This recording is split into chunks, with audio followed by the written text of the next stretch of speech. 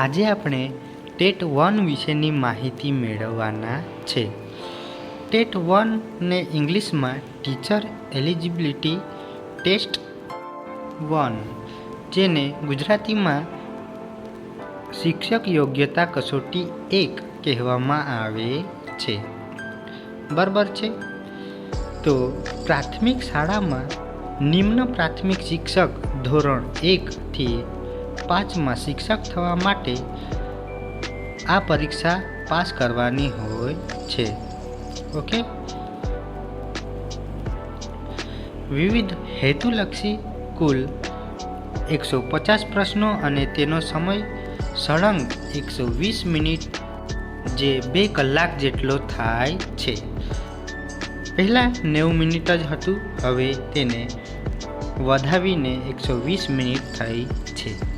Okay. તો તેના માટે આપણે શું વાંચવું તેની વિશે આપણે જાણકારી મેળવીએ. ટેટ 1 માટે આટલી માહિતી જાણીને ખુશી થઈ. ત્યારબાદ આપણે વિચારીએ કે થોડુંક આપણે મહેનત કરી લઈએ ને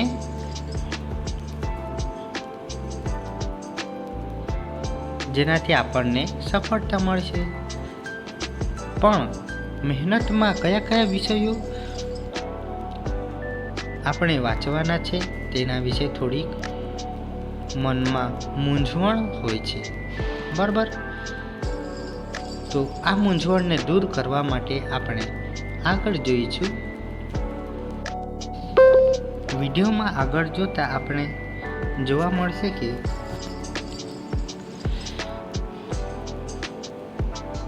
ટેટ 1 5 વિભાગમાં વહેંચાયેલા પ્રશ્ન પત્રના તમામ પ્રશ્નો ફરજિયાત હોય છે. બરાબર. ટેટ 1માં 5 વિભાગ પડે છે, તેમાં તમામ પ્રશ્નો ફરજિયાત હોય છે. જેમાં પહેલો વિભાગ જોઈએ, વિભાગ 1. તો વિભાગ 1માં કોનો સમાવેશ થશે? તો તેમાં સમાવેશ થાય છે બાળ વિકાસ અને શિક્ષણના સિદ્ધાંતો. બાળ વિકાસ અને શિક્ષણના સિદ્ધાંતો. આ તો આપણે જાણી લીધું કે બાળ વિકાસ અને શિક્ષણના સિદ્ધાંતો જે પરીક્ષામાં આવશે, પણ તે કેટલા ગુણનો આવશે અને કેટલા પ્રશ્નો આવશે તે આપણે જાણીએ. ઓકે. તો બાળ વિકાસ અને શિક્ષણના સિદ્ધાંતોમાંથી આપણને પ્રશ્નો 30 આવશે અને તેના માટે આપણને 30 ગુણ મળશે. ટેટ 1માં કોઈ નેગેટિવ માર્ક આપવામાં આવતું નથી. ઓકે. તો અહીં પ્રશ્નો 30 છે અને ગુણ પણ 30 મળે છે.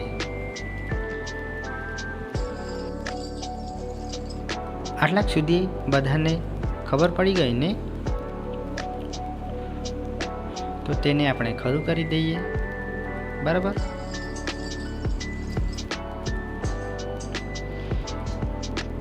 હવે આપણે વિભાગ 1 જોયું.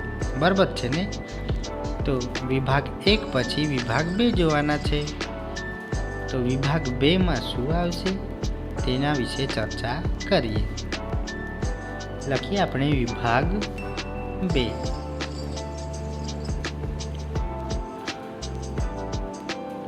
તો વિભાગ 2માં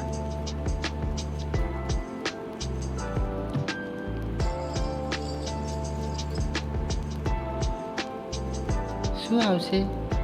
તો ભાષા. તો ભાષામાં 1 ગુજરાતી. ભાષા 1 ગુજરાતી છે. આ જાણીને ખુશી થઈ ને? કેમ કે ગુજરાતમાં ગુજરાતી બોલવામાં આવે છે, જે બધાને ગમે છે. પણ તેમાં કેટલા ગુણના પ્રશ્ન પૂછા છે અને કેટલા ગુણ મળશે તો તેમાં પણ સેમ જ છે.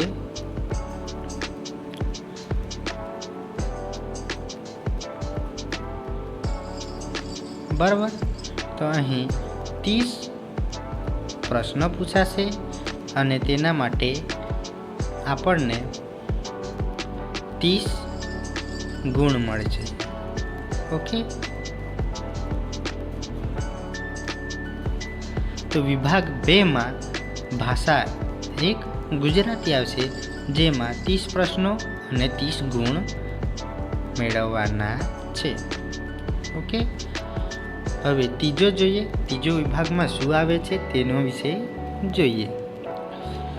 તો વિભાગ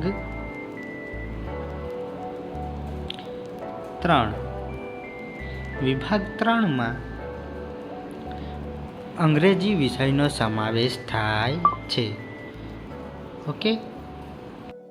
તો લખીએ ભાષા 2 અંગ્રેજી. આપણે ભાષા 1માં શું આવશે? ગુજરાતી. અને ભાષા 2માં અંગ્રેજી. ઓકે. તો અંગ્રેજીમાં પણ સેમ જ છે. પ્રશ્નો 30 પૂછાશે અને તે માટે આપણને 30 ગુણ મળશે. તો અહીં લખીએ 30 પ્રશ્નો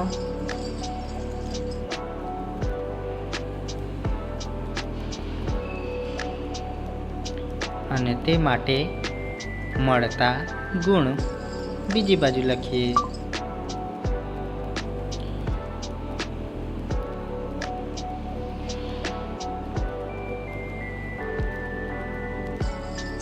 તો 30 ગુણ.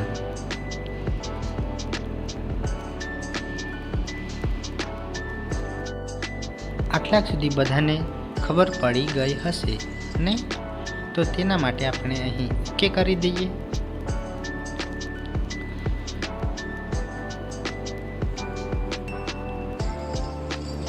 ખૂબ જ ધીમે સમજાવેલું છે એટલે બધાને ખબર પડી જ જશે ને? તેવી જ રીતે વિભાગ 4 જોઈએ. તો વિભાગ 4માં શું આવી શકશે? તો વિભાગ 4માં આવશે ગણિત.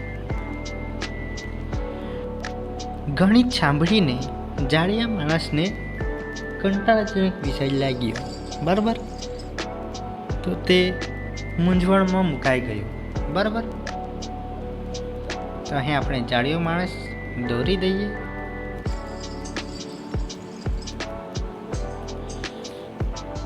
પછી જાડિયા માણસને આપણે જાદુગર પાસે મોકલેલું. તો જાદુગરે જાડિયા માણસને જાદુથી બતાવ્યું કે તારે ડરવાનું નથી. તને 30 પ્રશ્ન પૂછાશે અને તેના માટે 30 ગુણ મળશે. બરાબર છે.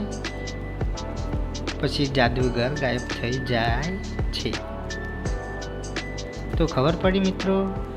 વિભાગ 4માં ગણિતમાં પણ 30 પ્રશ્ન પૂછાશે અને 30 ગુણ મળે છે. પછી આપણે વિભાગ 5મા નંબરનું જોઈએ. તો વિભાગ 5માં કયા વિષયો આવી શકે તેના વિશે વિચારો.